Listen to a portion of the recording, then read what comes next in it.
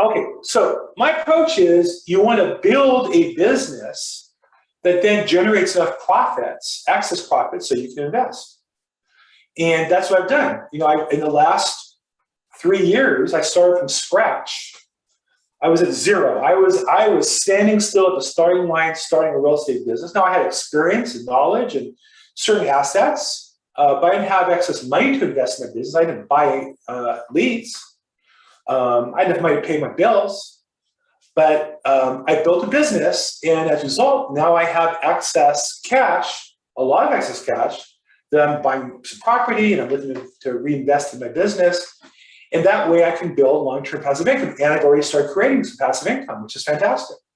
So that's my approach, is to build a business to become an investor. And the other thing I'd say in real estate is you have a unique opportunity, because oftentimes I hear people tell me, well, I want to be an investor, but they kind of are working at about 1/4 speed. The problem is real investors look at, that's their business. And then as an investor, they opportunistically find a deal and invest in it, meaning they're going to buy property, fix and flip, buy property, fix and flip, buy property, fix and flip. Oh, wow, I could buy that one and hold it. I'm going to invest in that one.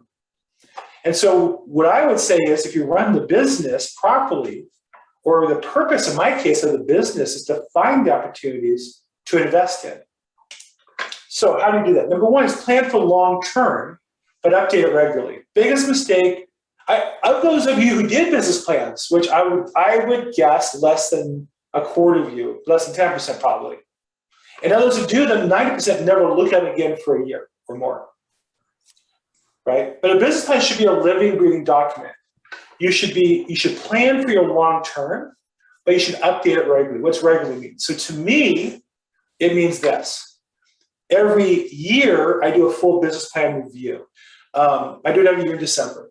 But every quarter, at the end of the quarter, I spend about 2-3 hours reviewing my plan and updating it. I also have a document, a Google document, where I've outlined my entire business, the things I'm doing, the things I'd like to do if I had more time and more money that I would do someday. Things I would think about. Should I do this? Should I do that? Are in my plan. And so once a quarter, I go back and review them, and some I add in, some I delete out, some I realize I tried them along the way and don't really want to pursue it for whatever reason. But it's never in my head, it's always written down. So I'm always adding new ideas to a document, as well as, but I'm not implementing them unless they at my quarter break. I had a great opportunity that came up for me to invest in. It just turned out that it was the end of September is when I updated my plan and allocate my marketing dollars and invest in something that's been really good for me. But I plan for it every year. I fully update it, and every quarter review it, and I'm constantly adding things into it. As a coach, I feel like companies let employees down, let their staff down, coaching companies let their clients down, because that's really the source of everything, is your business plan. That's where you want to go. And that's kind of true in business too. If you're not clear on where you want to go, it doesn't matter. You might as well sleep in. You might as well not make those phone calls. But when you say to yourself, my daughter's not going to get married, or my grandkids aren't going to have that experience, and it's important to me, those are important to me. I'm not saying those are important to you. Those are important to me. That's not going to happen if I don't put my effort in today. I can't control every day for the 5 years, but I can control right now today. And so that's why we plan long term, but we update it regularly. Number 3, a business is a series of processes, probably too many, something that's look great in spelling here, and procedures. A business is not you working hard. You working hard as an employee in your business. The business is your system. So in my probate business, I have a number of systems. I've taught previously on this call, on my YouTube channel, Bill Gross EXP, I have a class, 11 ways to sell real estate. I also have 11 ways to buy probate real estate. I'm sorry, there's 11 ways to sell probate real estate, 11 ways to buy probate real estate, coincidence. And I have 11 businesses, so 11 ways you can make money in probate, not even related to real estate. And of those 33 ways, I've probably done about, well, I've done them all once at least, but I probably regularly do about 7 or 8 of them. As a listing agent, I don't prospect estates directly. I go through attorneys. That's my personal preference. So I do use social media to get to the estates. I also work court confirmation sales regularly. I also work with investors to get to the estates and to the properties.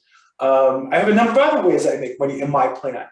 And so what I was saying is, each one of us has a system and a procedure. In some cases, I do the work. In some cases, my virtual system does the work. In some cases, a partner in my team does the work, or another agent does the work, and we split the deal, or an investor colleague of mine does the work, and we work together on it. They're businesses with procedures and oftentimes delegated activities.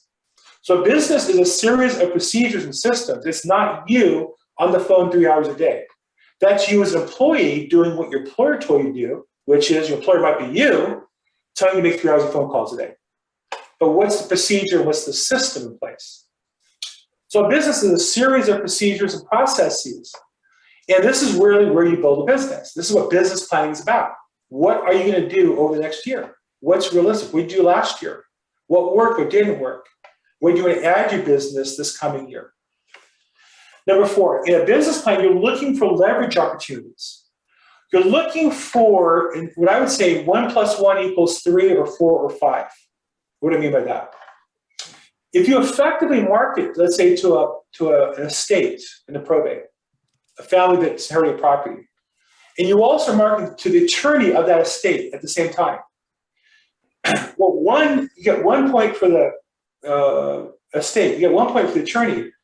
But if either one of them likes you and calls the other, right, they're more likely to say yes, meaning you might market estates and the homeowner goes, gosh, you're the greatest guy, I'm going to list with you. And they call the attorney goes, oh, no, I don't know who this guy is, use my guy. Now you lost, you didn't convert the lead. And same thing on the other side. You might talk to an attorney and you might say, yeah, it sounds great. And they call their client, the client says, no, we have our own agent. But if you're working both, that's less likely to happen. So you're looking for those leverage opportunities where you can do something. You also look for leverage where you can work with somebody who can bring you a bunch of business. So an attorney, obviously, who does probate regularly is a leverage opportunity. Attorneys who do living trust is a very high leverage opportunity. So you're looking for people and places and products that you can leverage things, and you want your business plan to work towards that.